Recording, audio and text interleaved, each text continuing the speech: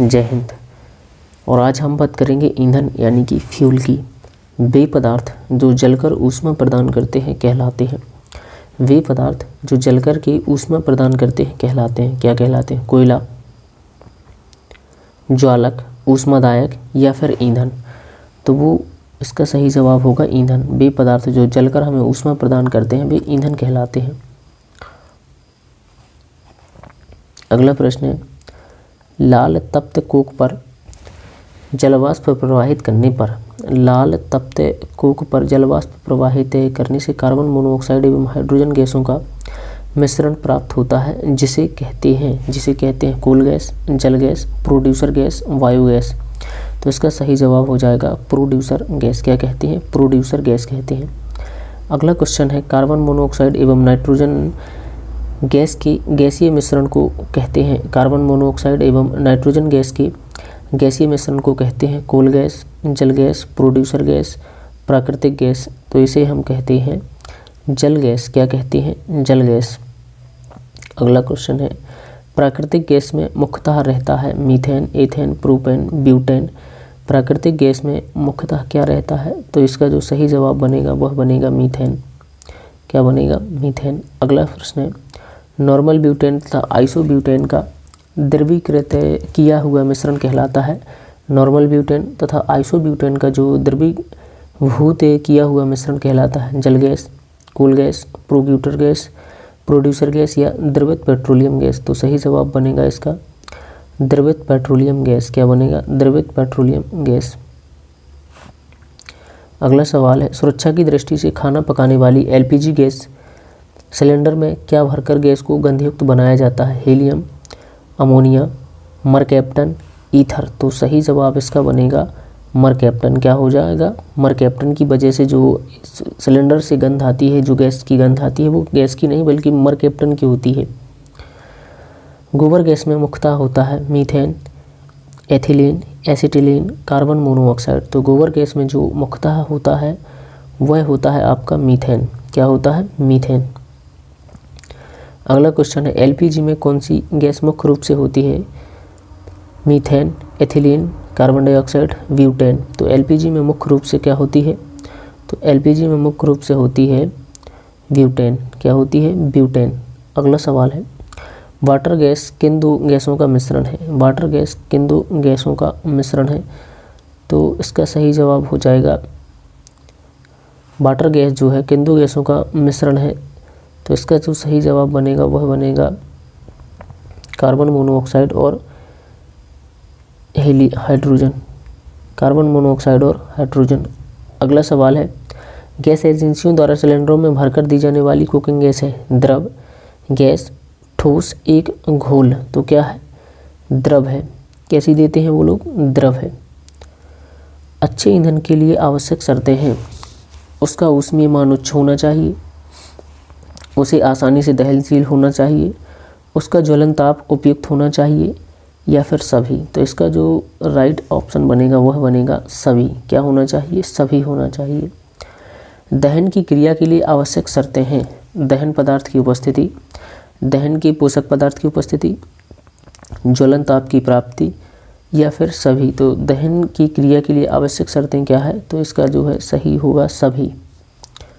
अगला प्रश्न है, जिस न्यूनतम ताप पर कोई पदार्थ जलना शुरू करता है उसे उस पदार्थ का क्या कहते हैं? जिस न्यूनतम ताप पर कोई पदार्थ है जलना शुरू कर देता है उसे उस पदार्थ का कहते हैं ऊष्मीयमान, ज्वलन ताप, कैलोरी मान या फिर कोई नहीं। तो उसे हम क्या कहते हैं? उसे कहते हैं हम ज्वलन ताप। क्या कहते हैं? ज्वलन ताप। श्वसन किस प्रकार की दहन क्रिया है? द्रुत दहन, मंद दहन, स्वतः दहन या विस्फोट। तो श्वसन जो है एक तरीके की मंद दहन है। बिना किसी बाहरी ऊष्मा के संपादित होने वाली दहन क्रिया को कहते हैं, बिना किसी बाहरी ऊष्मा के संपादित होने वाली दहन क्रिया को कहते हैं, क्या कहते हैं? स्वतः दहन। क्या कहते हैं? स्वतः दहन। दहन की वह क्रिया जिसमें ऊष्मा एवं प्रकाश अल्प समय में उत्पन्न हो जाते हैं कहलाती है। दहन की वह क्रिया जिसमें ऊष्मा एवं प्रकाश अल्प समय में उत्पन्न हो जाते हैं कहलाती है द्रुत दहन, मंद दहन, स्वतः दहन, विस्फोट। तो इसको हम कहेंगे द्रुत दहन। क्या कहेंगे? द्रुत दहन। निम्न गैसों में कौन सी एक दहन पोषक है? निम्न गैसों में कौन सी एक दहन पोषक है? Hydrogen, nitrogen, carbon dioxide, oxygen. तो इसका जो सही जवाब बनेगा वह होगा ऑक्सीजन। अग्निशमन में कौन सी गैस प्रयुक्त होती है? Helium, carbon dioxide, oxygen, hydrogen. तो इसका जो सही जवाब है वह बनेगा कार्बन डाइऑक्साइड। कौन सा ईंधन तत्व नहीं है? Uranium, thorium, radium, helium. कौन सा ईंधन तत्व नहीं है? तो हीलियम क्या है? तत्व नहीं है, एक गैस है। निम्न में से कौन जीवाश्म ईंधन नहीं है? निम्न में से कौन जीवाश्म ईंधन नहीं है? कोयला, पेट्रोलियम, नाइट्रोजन, जल गैस। तो इसका जो सही जवाब बनेगा नाइट्रोजन क्या है? जीवाश्म ईंधन नहीं है। कोयला, पेट्रोलियम और जल गैस ही जीवाश्म ईंधन है। प्रति ग्राम ईंधन द्वारा मोचित ऊर्जा की दृष्टि से निम्न में से सर्वोत्तम ईंधन कौन सा है? Hydrogen, methane, ethanol, butane. तो इसका जो सही जवाब है वह बनेगा हाइड्रोजन। हाइड्रोजन का सबसे अच्छा ऊष्मीयमान है। निम्न जीवाश्म ईंधनों में कौन सा स्वच्छतम ईंधन है? कोयला, पेट्रोल, प्राकृतिक गैस, डीजल। निम्न जीवाश्म ईंधनों में से कौन सा स्वच्छतम ईंधन है? तो कोयला, पेट्रोल, प्राकृतिक गैस, डीजल। तो इसका जो सही जवाब है वह बनेगा प्राकृतिक गैस। एलपीजी का मुख्य घटक है ईथेन, मीथेन, पेंटेन, ब्यूटेन। तो इसका सही जवाब बनेगा ब्यूटेन। एलपीजी का पूरा नाम है liquid petroleum gas, leaded petroleum gas, liquefied petroleum gas या लो पेट्रोलियम गैस। तो जो एलपीजी का पूरा नाम है वह हो जाता है इसका liquid petroleum gas, liquid petroleum gas. CNG को पारिस्थितिकी मैत्रीपूर्ण क्यों कहा जाता है? इसमें हाइड्रोजन अत्यंत कम मात्रा में है, इसका मुख्य घटक ईथेन गैस है, इसमें कार्बन मोनोऑक्साइड बहुत ही कम है, या फिर सभी। तो इसका सही जवाब बनेगा सभी। निम्न में से किसका ईंधन मान अधिकतम होता है? हाइड्रोजन, चारकोल, प्राकृतिक गैस, गैसोलीन। तो इसका सही जवाब हो जाएगा हाइड्रोजन। रॉकेट को चलाने में प्रयुक्त ईंधन कहलाते हैं बायोमास, कोक, प्रणोदक, कोल गैस। तो इसका जो सही जवाब है वह बनेगा प्रणोदक। क्या बनेगा? प्रणोदक।